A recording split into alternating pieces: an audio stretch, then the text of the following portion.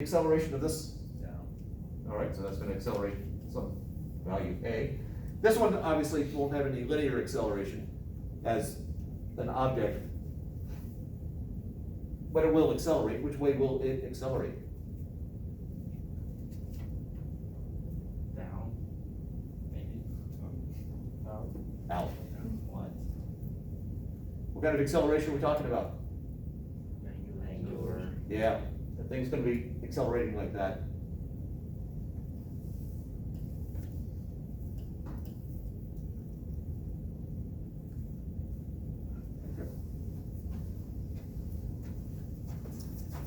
Let's see, I need that number there.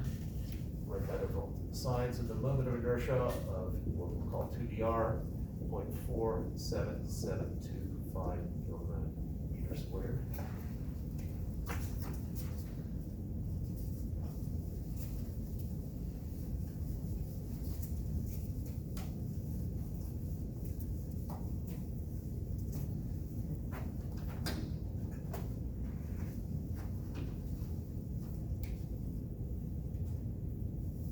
All right, what are my equations of motion?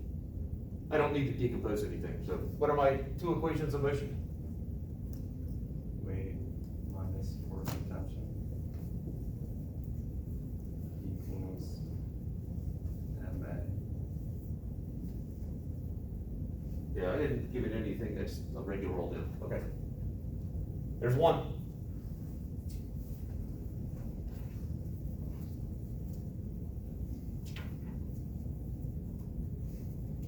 Normal force minus weight minus tension equals 0. Oh.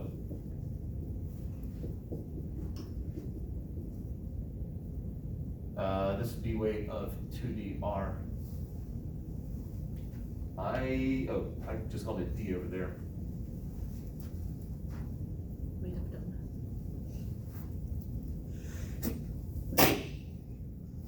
donut. Then there's the third equation of motion. If this was it, this would be a chapter 4 or 5 problem. Sorry, if this were it, not if it wasn't.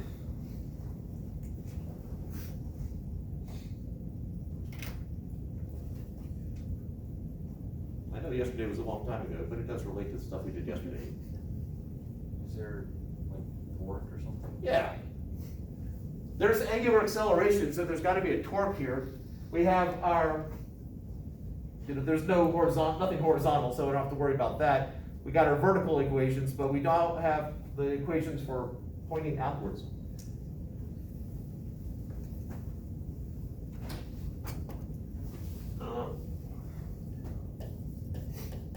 I hat, J hat, K hat. And then, what was it, I2 hat. So this is our I2 hat equation, this is our J hat equation, the K hat equation. Just as this is, the forces equals mass times acceleration, this will be torque is equal to I alpha. So what are all the torques acting on this thing? Force of tension. I think that's all. Okay, that's the only force that's causing a torque, but that is not the torque. What's the formula to find a torque? Moment of inertia times angular acceleration. That's for total torque, and we will set this equal to that, so that would be equal to I alpha. Suppose I want to find an individual torque. Is it RF sine theta? Yeah. R cross F, or the magnitude RF sine theta. So what is R here? If I'm doing R cross F or this R times F, what is R?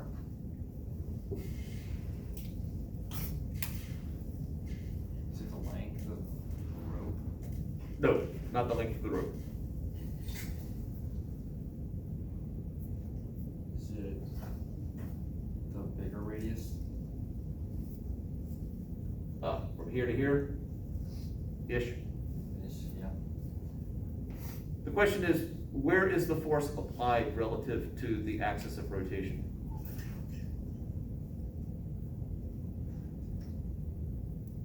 Isn't the radius of the small disk? Yeah, R, again, is a vector from the axis of rotation to where the force is applied, which is right here. That is R. So, it's gonna be the radius of the small times the tension times the sine of what? If I've got R going this way, and I've got F going down,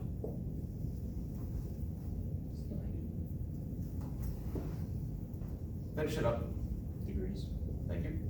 All right, so we have our two equations. I know that tension is therefore equal to I alpha over radius of small. I know that, well, I know V is equal to omega R. A is equal to alpha R. So alpha would be A over R, so that's I A over R squared.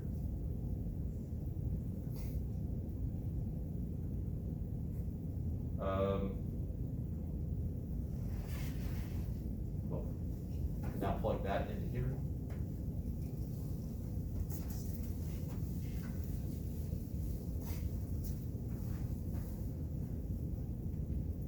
So mass of the hanging mass, so just plain old M G minus I A over RS squared is equal to M A. We know what I is, we just calculated that, it's written in the corner over there. M is given, that's 7, so I have 7 times 9.8 minus 0.47725 times A over the small radius, which is 0.1 squared, is equal to 7 times A.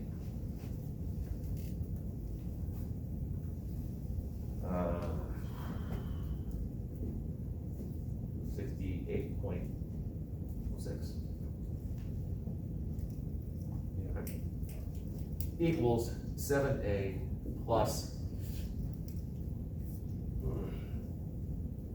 47.725A.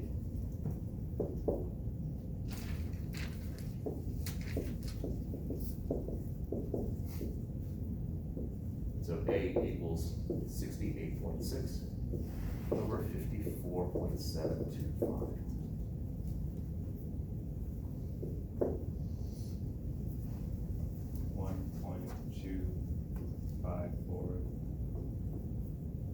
Meters per second squared. All right, so we have the acceleration of this mass as it falls. Now suppose we made a mistake and had come up with 12.54. How would we immediately know that's wrong? Because it's bigger than gravity, I'll go with the spirit of what you said, yes. the force, acceleration due to gravity. It's bigger than the acceleration due to gravity. If I cut the rope, that thing's gonna fall at with an acceleration of 9.8 meters per second squared. Attaching to this should not make it accelerate faster, it should slow it down, or at least reduce the acceleration. Questions to hear? So whenever you have rotational motion, are we always gonna have like a torque equation? Or If there's rotational acceleration, then torque will show up. I mean, I could come up with it. Well, we're about to do another rotational problem, which is not going to directly involve knowing torque. And so the torque, it uses the radius of the small disc because the rope tension force that is causing the torque is attached to the small disc? Yes.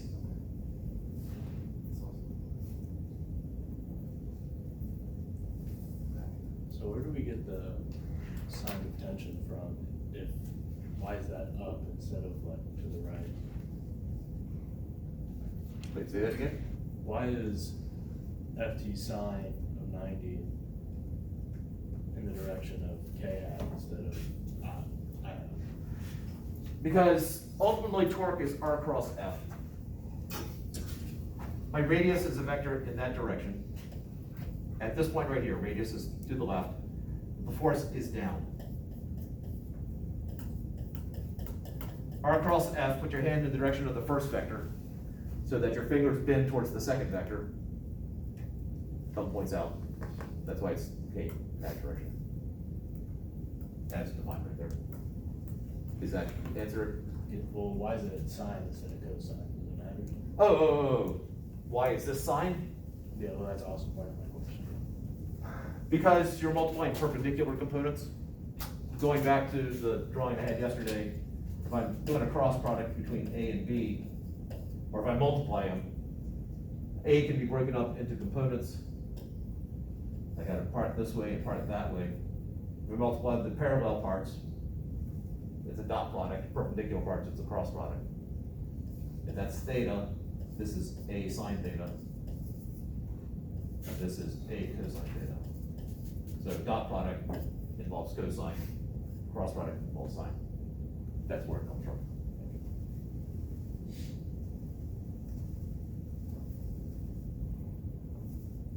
Other questions?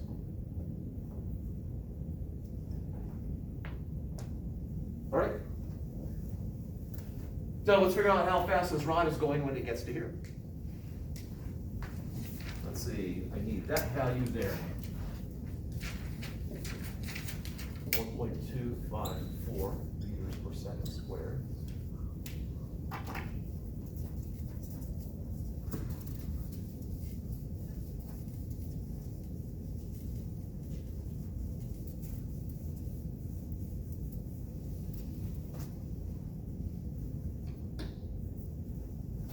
What's the angular acceleration of my combo, of the donut? Or how would you find it? 2RS FT divided by I. Oh, okay, we could go back that far. There's a simpler way. Well, if that's where you're going. What was that equation again? I can erase it. R sub S. You want to do the entire equation? It was The just original. RF equals, no, just I alpha? Yeah. Okay. And that was R small, And force of tension. force of tension, oh, and the tension, mg minus the tension is equal to ma. So this was 7 times 9.8 minus the tension is equal to 7 times 1.254. So we can solve for the tension. What is the tension?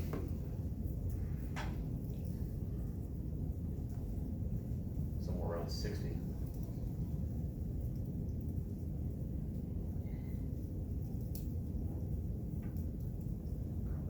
$59.8. 59.8 newtons. Now we can plug that into here. So that was 0.1 times 59.8 is equal to 0.47725 times alpha. So that's 5.98 over 0.47725.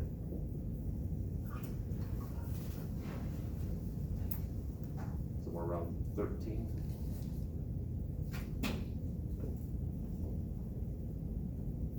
Is it 0.47?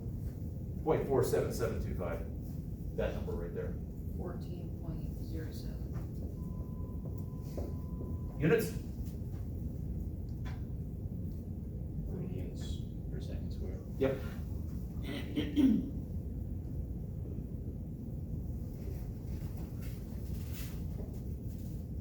Alternatively, A is equal to alpha R. So alpha is A divided by R, which is 1.254 divided by 0.1. There seems to be a discrepancy here.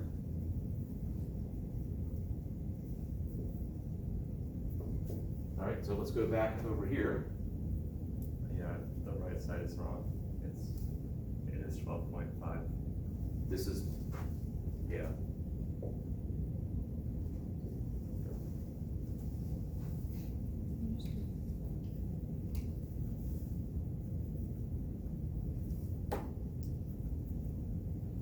No, the radians per second squared. Well, I guess I was gonna put it in numbers, All right, so we, obviously, two methods of going about it. So I now know the angular acceleration of my donut, and I just need to figure out how long it, I need to figure out how fast this is going, this piece right here is going, when it gets around to here. So let's put up our delta theta, omega I, omega F, alpha, and time.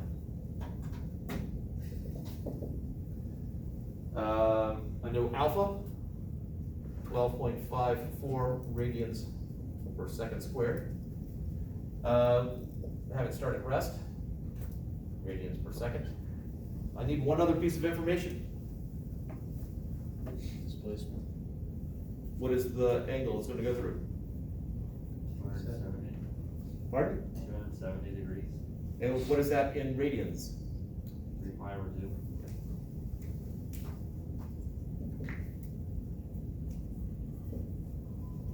And I'm trying, so the first thing I wanna do is figure out what is omega F.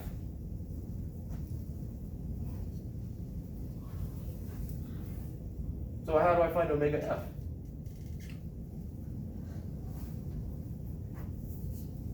With the K. All right. So the constant angular acceleration, so, okay, A. So the double A is pronounced.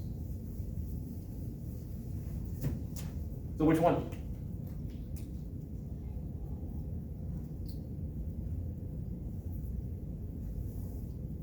I'm trying to find omega F, I don't have time, so I hope you, at least you're thinking, okay, the one without time. Final omega squared equals initial omega squared plus alpha times displacement of the And the, don't forget to do. All right, so that's gonna be equal to 0 squared plus 2 times alpha, which is 12.54 radians per second squared, times our angle there, which is 3 pi over 2 radians. And so omega final is just equals the square root of, so first, let me know what that is.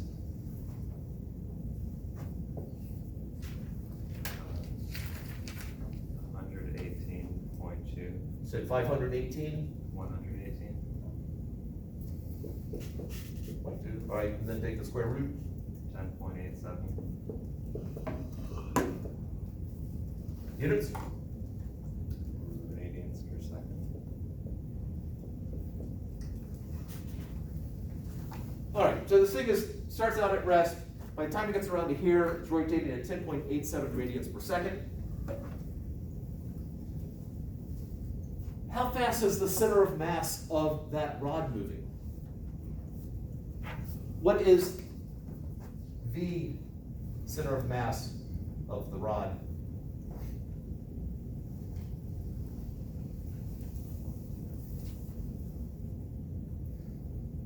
I know it's angular speed. Is it just angular speed times radius? Which R would you use?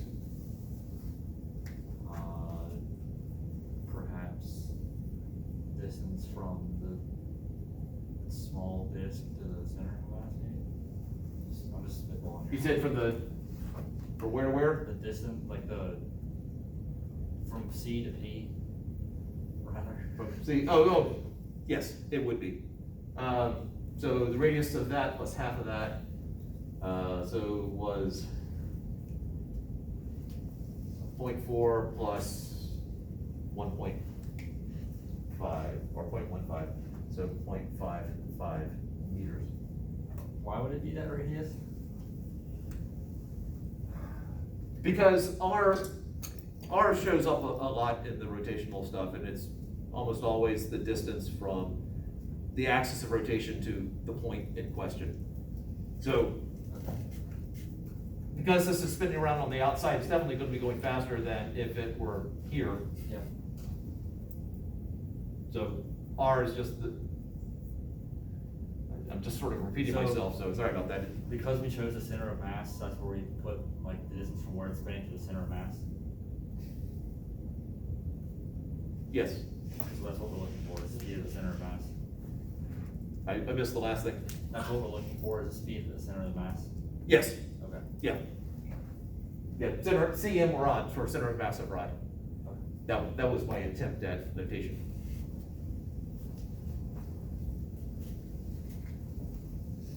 All right, so what do we get? 5.996%. 85, 5 point what? 9785. Units? Meters per second.